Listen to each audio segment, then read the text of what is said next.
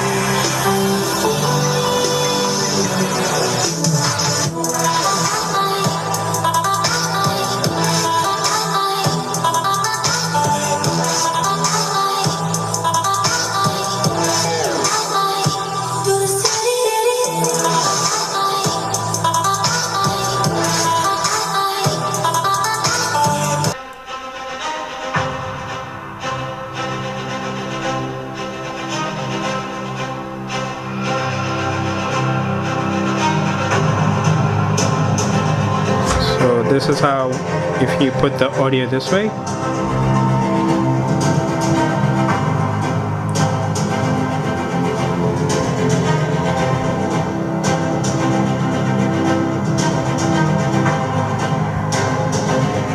and we will try. So now we're going to just go to the bass. So we're going to just put the bass on.